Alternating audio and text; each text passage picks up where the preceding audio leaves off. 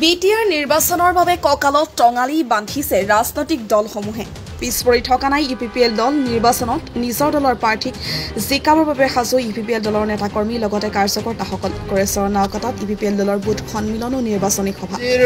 শুক্লাই চেৰপাঙত বুথ সন্মিলন আমাৰ ইউপিপিএল দলৰ পৰা হৈছিলে। সমগ্ৰ আমাৰ বিটিআৰৰ প্ৰতিটো সমষ্টিতে বুথ সন্মিলন হৈছে আৰু ঠিক তেনেকুৱাই আমাৰ শুক্লাই চেৰপাঙতো হৈছে আজি তাৰিখত। আৰু সকলোৱে ইয়াত বুথ পৰ্যায়ৰ যিবোৰ মেম্বাৰ, প্ৰেচিডেণ্ট, ছেক্ৰেটাৰী মেম্বাৰসকল, ইয়াৰ মানে প্ৰাইমাৰী লিডাৰসকল আৰু ব্লকৰ লিডাৰসকল, ডিষ্ট্ৰিক্টৰ আৰু চেণ্ট্ৰেলৰ সকলো ইয়াতে একগোট হৈ আমাৰ যিখিনি বুথ কৰ্মী ৩১০০ বুথ কৰ্মী আছে তেখেতসকলে ইয়াতে যোগদান কৰিছিলে। যোগদান কৰি কিনে ইয়াতে সকলো ইয়াত কাৰ্যসূচীটো ৰূপায়ণ হৈছে আৰু সকলো ইয়াত একগোট হৈ কিনি আজিৰ যিটো বুথ সন্মিলনত ছাকচেছফুল কৰিছে। ইয়াত নিৰ্বাচনৰ যিটো ২০২৫ ছেপ্টেম্বৰ দানত হ'ব বুলি কৈ আছে আৰু সেই হিচাপে ইউপিপিএল হিচাপে এই শুক্লাই চেৰপাং সমষ্টিত এটা ভাল এটা মানে পৰিৱেশ মানে হৈ আছে।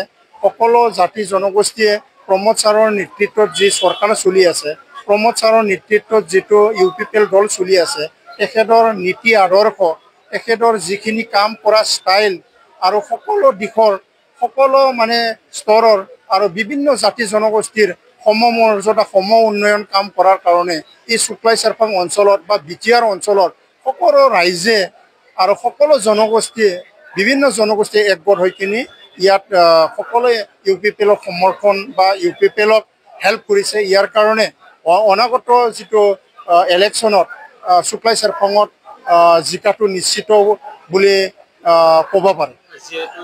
ইয়াত আমাৰ হাইকমাণ্ডে ডিচিশ্যন ল'ব।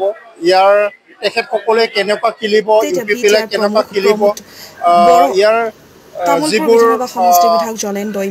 ইয়াত কথা পাতিব লগা আছে, যিখন এলায়েন্সৰ কথা পাতিব লাগে, আমাৰ হাইকমাণ্ড প্ৰমোদ ছাৰ আছে আৰু ইয়াত MP সকল আছে, ইয়াত আৰু মিনিষ্টাৰ আছে, MLA সকল আছে, EM সকল আছে। তেখেতসকলে অলপ ডিচিশ্যন লৈ কিনে ইয়াত মানে সিদ্ধান্তটো ল'ব। এইখিনি সভাত উপস্থিত জয়ন্ত বসুমতাৰী। আজি আমি বুথ সন্মিলনী আমি ইয়াত লৈছোঁ। আমাৰ ইয়াত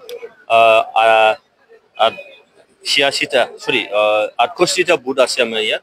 এই 68টা বুথ কৰ্মীসকলৰ এটা সন্মিলন কৰিছোঁ, যাতে আগন্তুক ছেপ্টেম্বৰ মাহত হ'বলগীয়া BTC নিৰ্বাচনত আমাৰ দলে কেন্দ্ৰীয়ভাৱে যেনেকৈ নিৰ্দেশনা দিছে আৰু দলটো মজবুত কৰাৰ কাৰণে যিখিনি কাম কাজ কৰিব লাগে সেইটোক লৈ আমি আজি ইয়াত আলোচনা কৰিছোঁ। দলৰ নিৰ্দেশনা মতে তেওঁলোকে নিশ্চয়কৈ কাম কৰি আছে আৰু এই সমষ্টিটো আমি আজিৰ তাৰিখত দেখিছোঁ তেওঁলোকে মানে ভাল এটা অগ্ৰগতি, এটা প্ৰগ্ৰেছ তেওঁলোকে দেখুৱাব পাৰিছে।